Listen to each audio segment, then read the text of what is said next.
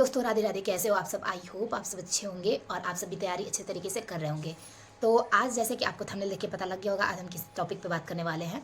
तो हम ये बोलने वाले हैं कि आपको अगर कोई जॉब के साथ किसी चीज़ की गवर्नमेंट जॉब की प्रिपरेशन करना चाहता है, दिल्ली पुलिस की प्रिपरेशन करना चाहता है या होम गार्ड का प्रिपरेशन करना चाहता है, तो वो कैसे करें, मतलब टाइम कैसे मैनेज करें। और मान लीजिए आपको वर्क भी है और आप पार्ट टाइम जॉब भी कर रहे हो या किसी जगह स्टडी करा रहे हो, तब भी आपको गवर्नमेंट जॉब की अगर मतलब प्रिपरेशन करना है तो कैसे टाइम मैनेज करें।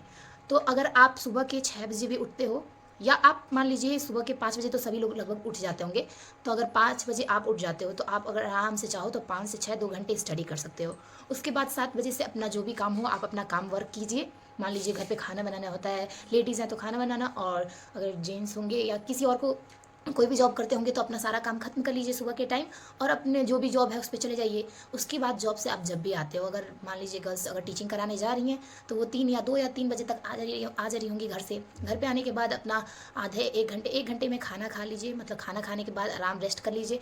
उसके बाद आप स्टडी करने बैठ जाइए। अगर आप 2 बजे आ रहे हो तो 1 घंटे में अगर मान लीजिए 3 बजे तक अपना काम खत्म कर लेंगे तो आराम से 3 बजे के बाद स्टडी करने बैठ जाएंगे। आप आराम से स्टडी कर सकते हैं और 3 बजे से स्टडी करेंगे। और अगर 3 बजे जिनकी छुट्टी 3 बजे तक हो रही है, वो आराम से 4 बजे अगर स्टडी करने बैठ रहे हैं तब भी आराम से वो स्टडी कर सकते हैं। मान लीजिए अगर आप 4 बजे से स्टडी करने बैठेंगे तो आप अगर 2 घंटे रीजनिंग पढ़ रहे हो तो आराम से 2 घंटे रीजनिंग पे दे सकते हो। 1 घंटे ऑनलाइन क्लास ले सकते हो और 1 घंटे ऑफलाइन कर सकते हो अपने आप से। उसके बाद मान लीजिए 6 बजे के बीच में आपको खाना भी बनाना होगा, तो 7 से लेके 8 मतलब 7 से 8 घंटे में, मतलब 7 बजे और 8 बजे आप खाना बना लो और उसमें जो भी काम है वो ख़त्म कर लो। उसके बाद आप 9 बजे से स्टडी करने बैठ जाओ और 9 बजे से स्टडी करो तो 9, 10, 11, 12 आपके पास 4 घंटे हैं, आराम से स्टडी कर सकते हो। तो 1 घंटा आप मान लीजिए रीजनिंग तो आपने पहले ही पढ़ लिया, मैथ पे ध्यान दे लीजिए और जीके जीएस पे ध्यान दे लीजिए। और जो 2 घंटे बचेंगे आपके पास तो उसमें नोट्स तैयार कर सकते हैं या रिवीजन कर सकते हैं। फिर मॉर्निंग में आप उठिए, मॉर्निंग में अपना रिवीजन कीजिए और जो भी आपका टारगेट है वो लिख लीजिए, क्योंकि टारगेट लिखेंगे तो आपका दिन भर का शेड्यूल आपका बन जाएगा। मतलब कि आज मुझे दिन में क्या क्या पढ़ना है, क्या क्या करना है, मतलब क्या क्या आज हमें अपना टारगेट रखना है, तो उसके अकॉर्डिंग आप स्टडी करोगे तो आपको बहुत ही बेनिफिट होगा। और मतलब थोड़ा सा आप टाइम मैनेज करना चाहोगे तो तभी आपसे कुछ होगा। मान लीजिए टाइम मैनेज करना वो आपके हाथ में है कि आप किस अकॉर्डिंग, मान लीजिए आपका काम आपको ही पता होगा कि क्या काम करना है हमें, क्या नहीं करना है। सबके घर पे सब प्रकार का काम होता है। मान लीजिए कुछ घर के भी काम होते हैं, घर का भी काम होता है, बाहर का भी काम होता है। मान लीजिए बाहर भी बहुत से वर्क हैं तो वो भी बाहर का भी वर्क करना है, घर का भी वर्क करना है और स्टडी भी करना है, तो टाइम तो मैनेज करना ही पड़ेगा। और गवर्नमेंट जॉब पाना है तो आराम से स्टडी के साथ ही वर्क जॉब के साथ भी स्टडी कर सकते हैं। और अगर आप मेहनत से पढ़ेंगे तो एक दिन जरूर। दोस्तों चलिए अभी अपना टारगेट स्टार्ट करते हैं। तो अभी मैं जीके का लेके बैठ गई हूँ पढ़ने के लिए और अभी मैंने अपना सारा वर्क खत्म कर लिया। 12 बज रहे होंगे लगभग, तो अभी मैं जीके पढ़ने अपना छत पे आ गई हूँ स्टडी करने के लिए। तो जीके में हमें जो भी पढ़ना था तो वो हम अपना टारगेट लिख लेते हैं एक नोटबुक पे, उसके बाद बुक लेके बैठ जाते हैं पढ़ने के लिए। उसके बाद पढ़ लेने के बाद जब भी आपको टाइम मिले तो इसके नोट्स तैयार कर लीजिए। नोट्स तैयार करने से जो भी होगा, जो मेन मतलब पॉइंट रहेगा उसको आप एक कॉपी पे नोट्स कर लीजिए और या मुख्य जो प्रश्न होंगे उसको याद कर लिया कीजिए, उसके आंसर। उसके बाद मैं 2 घंटे पढ़ने के बाद 3 बजे से बैठ जाती हूँ अपना रीजनिंग का लेके। और रीजनिंग में मैं सीरीज टेस्ट के क्वेश्चन सॉल्व कर रही हूँ।